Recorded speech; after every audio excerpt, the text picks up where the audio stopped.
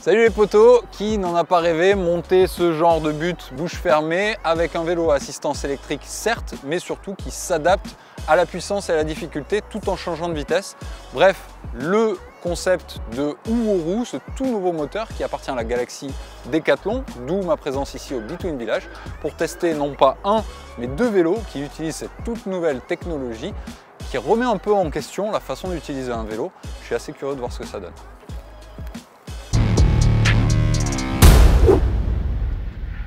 Voici donc les deux modèles chez Decathlon qui utilisent pour l'instant le moteur Uoru. Il s'agit chez Rock Rider du e-Active 900, le haut de gamme de la catégorie e-Active avec une fourche à l'avant amortie, comme on peut le voir, légèrement plus sportif que la version Between qui sont les modèles LD 920-940, eux résolument tournés vers de l'urbain, des vélos de ville à usage quotidien pour faire du vélo taf ou amener les gamins à l'école. Néanmoins, avec un moteur comme ça, il y a de quoi avoir un petit peu de sensation sportive et c'est ce qu'on va voir sur le vélo.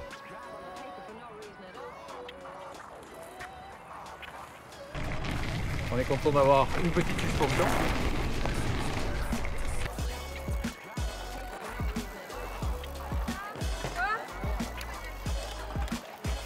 L'avantage du Between Village, c'est que tu peux tester du matos à des endroits qui sont absolument pas faits pour ça à la base. Mais je confirme que c'est assez fun, y compris avec l'assistance électrique. Pump track, il y a des parcours super sympas aussi pour apprendre à tenir et à maîtriser son vélo, pour les grands comme pour les petits. Donc comme un vélo assistance électrique traditionnel, hein, vous avez plusieurs modalités d'assistance, de la modalité économique à la modalité tour, en passant par turbo, qui va vous donner jusqu'à 365% d'assistance. Il y a une information néanmoins importante et particulière liée à ce modèle, qui est celle de régler votre cadence de pédalage idéale. Et c'est ce qui va définir la façon dont vous allez utiliser vos vélos, puisqu'en fait, le moteur va faire en sorte que vous soyez toujours à cette cadence idéale et va vous aider autour d'une zone entre 50 à 90, 100 tours minute si vous êtes de l'école de la piste comme moi. C'est quand même beaucoup.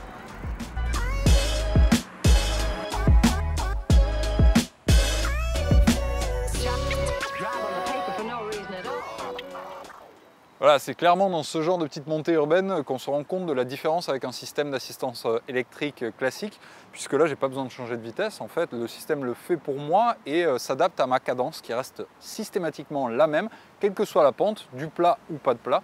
On a l'impression d'être sur un système invariable, quelles que soient les conditions. C'est super agréable, mais c'est perturbant quand tu cherches tes vitesses.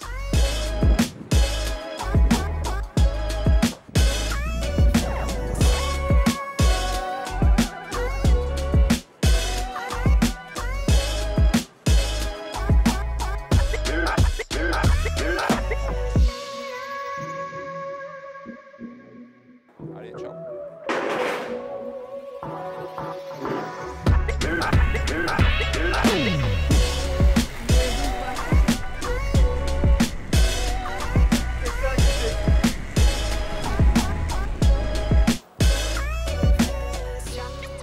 Juste à temps, avant la pluie, de retour de ma balade lilloise, j'ai vraiment pu tester un parcours assez varié avec de l'urbain, du pavé, de la piste cyclable, évidemment du bitume, mais également dans des petites montées, ce qui n'est pas aisé quand on est autour de l'île, aller trouver du dénivelé. Mais j'ai quand même réussi à en trouver parce que c'est vraiment là où s'exprime ce moteur et où on se rend compte de cette spécificité, puisqu'en fait, on se désintéresse totalement des vitesses. Il n'y en a pas de toute façon, en tout cas pas que l'on puisse changer manuellement. Et puis, eh bien, l'autre particularité qu'on ressent vraiment, c'est cette cadence fixe qu'on peut régler. Moi, je l'avais réglé assez haut, à 80-90 tours minute, et qui reste invariable, que l'on monte ou pas d'ailleurs. Voilà, il faut juste penser à pédaler et on n'a plus rien d'autre finalement à penser. Que ce soit sur ce Between ou sur le Rock Rider, les sensations sont assez similaires. C'est plutôt les accessoires qui vont changer, plutôt urbain ou plutôt sportif en fonction. Je vous laisserai choisir. Moi, ce qui m'intéresse maintenant, c'est d'aller chercher à comprendre comment cette technologie est rendue possible. Et ça tombe bien parce que le site d'assemblage est juste derrière et je vous y amène.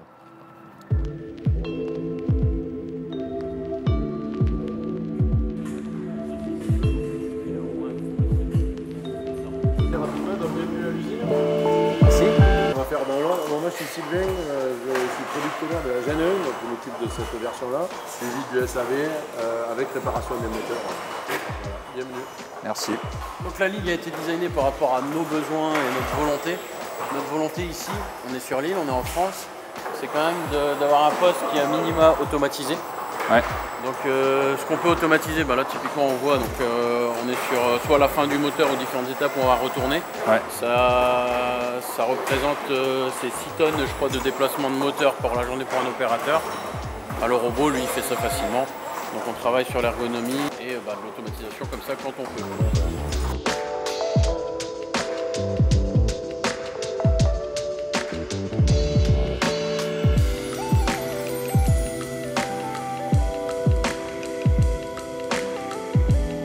Derrière moi se trouve le site d'assemblage des moteurs Uhuru. On est bien à Lille, sur le site du Between Village et plus précisément dans le site d'assemblage de tous les vélos haut de gamme des marques Van Rysel ou Rock Rider, donc du groupe Decathlon qui s'appelle AML pour Atelier Mechanics de Lille.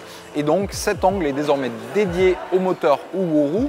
Il s'agit d'un site d'assemblage ultra moderne avec une grande partie d'automatisation et de contrôle. Par exemple, les étapes où l'humain intervient sont contrôlées par caméra qui va venir vous dire si vous avez mis un joint à l'envers par exemple.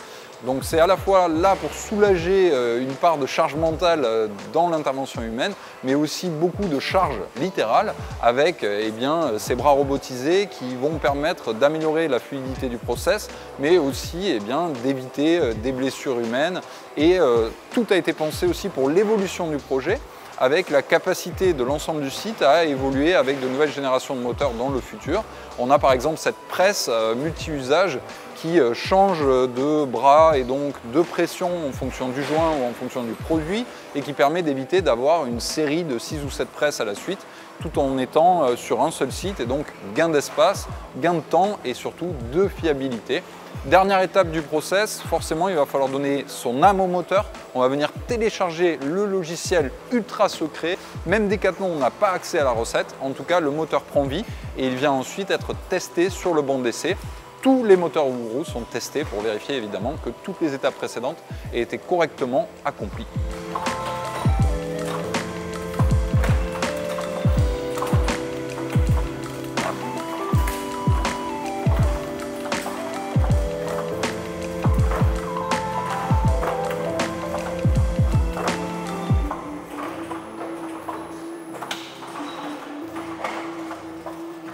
J'en ai une là-bas avec laquelle on peut un peu... C'est pas très... Ouais, mais du coup on se rencontre comme ça. Okay. T'as fait ça Ouais. Je suis avec Christophe Deleval qui est le premier employé de E2Drives, qui est donc l'entreprise qui a conçu et imaginé ce moteur fabuleux Uhuru qui révolutionne le monde des moteurs de vélo. Et j'aimerais que tu me dises, Christophe, tout simplement pourquoi c'est une révolution et qu'est-ce que ça change par rapport à un moteur d'assistance électrique classique. Pas de souci. Alors, ce qu'on fait chez E2Drives, on appelle ça avec l'acronyme ISA, c'est Integrated Stepless Automatic. Donc, en français, je vais partir de l'automatique. Donc, on a un système qui change automatiquement les rapports de vitesse. Donc, non seulement l'assistance peut être fluide et adaptée au cycliste, mais le rapport de vitesse est aussi sélectionné par nous et varie continuellement. Ça nous amène sur le stepless. Stepless, ça veut dire justement c'est des variations continues. Ce qui veut dire qu'on ne sent pas de changement de vitesse discret. Le système change de vitesse continuellement de façon super fluide et adaptée au mouvement du cycliste. Et puis dernièrement, il y a le côté intégré, donc tout est intégré dans un seul boîtier. Il n'y a pas de transmission externe, de dérailleur ou quoi que ce soit. Donc ça c'est super bien pour l'aéro. Pour l'aéro un peu, il n'y a pas de dérailleur, c'est vrai, mais c'est surtout pour l'entretien et la durabilité des composants. Donc on n'a pas de cassette fragile à l'arrière, on peut mettre une grosse chaîne bien durable. En gros, l'objectif d'E2Drives, c'est d'amplifier le mouvement humain. Okay. Nous, on est experts là-dedans. On est experts dans comprendre ce qu'un utilisateur fait et on vient l'assister de façon hyper organique et naturelle. Est-ce que tu peux nous expliquer, sans nous révéler tous vos secrets, mais comment vous avez réussi un peu cette prouesse? Le meilleur parallèle à faire, c'est avec les boîtes automatiques de Toyota. La Toyota Prius, par exemple. Ah oui, en fait, c'était l'inspiration du fondateur d'E2Drives, c'était la Toyota Prius, pour faire ce système. Okay. Donc en fait, le système fonctionne de façon très similaire à la Toyota Prius. Est-ce qu'on peut rentrer dans le cœur du moteur, si je peux me permettre? Absolument. Donc je pense que le cœur du moteur, c'est clairement cette pièce-ci, ce qui s'appelle un train planétaire. Et habituellement, c'est quelque chose qui est beaucoup utilisé comme pur réducteur. Donc c'est-à-dire qu'on a un axe ici qui tourne et la coupe est décuplée à la sortie. Okay. Mais nous, on utilise ça comme un élément différentiel. Et c'est là qu'est la grosse distinction du système. Donc ça fonctionne un peu comme un différentiel de voiture qu'on aurait inversé. Un différentiel de voiture, on a le moteur qui, on va dire, pousse les deux roues à une vitesse différente grâce à ce différentiel. Et bien nous, on va renverser la logique en se disant, on vient mettre le cycliste qui tourne à une certaine vitesse d'un côté, un moteur qui vient ajouter en fait sa propre vitesse, et en sortie, en fait, on a une combinaison des deux. Et sur cette pièce-ci, on le voit, le cycliste il vient se mettre sur la pièce externe de cette pièce-ci, donc il y a une certaine vitesse de rotation. Et on a un moteur qui vient là, qui lui, en fait, en le faisant tourner plus ou moins vite, on peut choisir la vitesse de sortie. Donc tout est une combinaison, ça c'est un mélangeur de vitesse. Il y a autre chose que j'aimerais que tu m'expliques, c'est pourquoi il y a deux moteurs d'ailleurs. C'est une excellente question. Et donc effectivement, la mécanique reste assez simple dans notre système et toute l'intelligence est dans le software. On a deux moteurs parce qu'en fait, il y a 2 degrés de liberté, on va dire, dans notre système. Tu as le rapport de vitesse dans lequel tu dois te trouver et le niveau d'assistance que tu dois avoir. Et donc en fait, on a un moteur qui est le plus gros ici dedans. Lui, son boulot, c'est de te maintenir sur le bon rapport de vitesse, celui que nous on a déterminé, qui était optimal pour toi. Okay. Mais pour tourner à ce rythme-là, en fait, il consomme une certaine puissance qui te donne à l'utilisateur. Mais ça, c'est lié plutôt à ton rapport et pas à ce qu'il faut t'assister. Et le deuxième, lui, il vient venir ajouter la puissance nécessaire. Assistance électrique, on va dire, plus classique. Voilà, donc lui, son travail au deuxième moteur, c'est de venir gérer le bon niveau d'assistance. Et le premier, c'est de gérer ton bon rapport de transmission. Et ces deux-là communiquent grâce au fameux logiciel Exactement. ultra secret. Le logiciel qui est sur une simple carte électronique, une seule carte électronique d'ailleurs, ça c'est aussi un énorme avantage. Alors on va même tester de couper à travers champ. Voilà, avec de la pente à 20-25, ça passe tranquillement. Là où un vélo, en fait, assistance électrique traditionnelle, si tu ne changes pas de vitesse, il risque de ne plus servir à grand chose parce que tu vas te planter. De la même façon, là non. Comment tu vois le futur de cette technologie associée au vélo? Donc forcément aujourd'hui on est sur des vélos Decathlon qui ont plutôt une destination urbaine et quotidienne. Est-ce que des fois tu t'imagines des trucs un peu farfelus sur des modèles sur lesquels tu t'aimerais monter Ouro? Bien sûr, moi, mon rêve ce serait que Ouro soit partout. J'ai travaillé depuis le tout début sur ce système, donc ça me plairait énormément. Mais bon, si tu as besoin d'un testeur. En gros, ce moteur-ci qu'on voit ici, c'est vraiment l'idée de conception de base, c'était de faire le moteur de ville parfait. Ouais. Et toutes les décisions étaient prises dans cette optique-là, et donc on n'est pas vraiment dans la compétition. Par contre, comme on l'a déjà un peu fait savoir, c'est qu'on travaille sur un nouveau produit qui, lui, est vraiment visé vers le VTT électrique, plus le sportif. cargo, plus sportif. Et je pense qu'avec cette nouvelle version, on va pouvoir faire plein de choses et peut-être aller dans de la compétition. Ce serait mon rêve, mais je parle pour E2Drive ici, évidemment.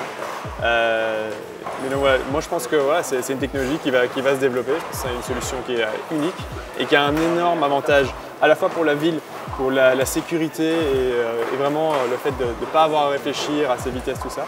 Mais par contre, dans d'autres sports comme le VTT, ça peut apporter vraiment un élément en plus de maintien, oui, débloquer ça éviterait le saut de chaîne tout simplement. Pas que, ça peut vraiment aider dans beaucoup d'autres situations. Donc ça, je suis assez curieux de savoir, mais là on sort un peu du sujet, mais tu vois, sur un passage d'obstacle, est-ce que ça peut aider justement? Parce que en particulier en VTT, on sait que c'est aussi une part de tes compétences de pilote que de savoir changer ton rapport au bon moment. Mais si demain, tu as une intelligence qui le fait à ta place, bon, ça enlève un petit peu de romantisme, mais ça peut aussi permettre de démocratiser certains terrains de jeu, quoi. Exactement, mais on le voit les avantages typiquement. Le meilleur exemple qu'on peut faire le parallèle avec le VTT, c'est ici on roule à 25, le feu passe au rouge, on doit freiner, mais on n'a pas à changer les vitesses. Ouais. Au redémarrage, on redémarre sur le bon rapport. Donc tout ce qui est imprévisible comme ça, et justement nous, c'est là où on a un énorme avantage, c'est qu'il n'y a pas besoin de prévoir, même dans les moments les plus imprévisibles, on est toujours sur le bon rapport. C'est la complexité aussi pour nous, c'est d'expliquer on en parle ici, mais je pense pas que c'est clair pour tout le monde. C'est quelque chose qu'il faut absolument tester pour comprendre. Ça fait depuis 6 ans et demi que je travaille là-dedans. J'ai jamais réussi à convaincre quelqu'un à l'oral. Ce qui convainc, c'est un test. Et là, en fait, on le voit. C'est ça qui est vraiment... Si vous êtes à Lille tous les samedis, il y a des tests de matériel qui sont organisés au Between Village. Hein, donc n'hésitez pas, c'est l'occasion de tester un vélo équipé d'un moteur Uhuo. Il y a d'autres magasins Decathlon qui organisent aussi, des tests. évidemment. Vous pouvez aller regarder en ligne. Évidemment. Ouais, merci pour tous ces éclairages. En tout cas, moi qui suis un curieux de technologie et qui forcément aime le deux roues, je trouve ça ultra passionnant. J'espère que vous avez apprécié découvrir cette nouvelle technologie et que vous allez comme moi surveiller de près ce nouveau projet qui fait partie de la galaxie Decathlon et qui continue de nous surprendre année après année. Avec plaisir, c'est toujours chouette de pouvoir parler de mon métier et de voir qu'il y a beaucoup d'excitation dans le domaine. Et je retiens, je suis testeur officiel, hein, je veux voir toutes les machines bizarres que vous montez avec ce moteur. Très bien. Allez, salut et écrivez en commentaire d'ailleurs si vous avez des idées de, de caisse à savon avec un moteur Uhuo qu'on pourrait tester. C'est à toi de me suivre.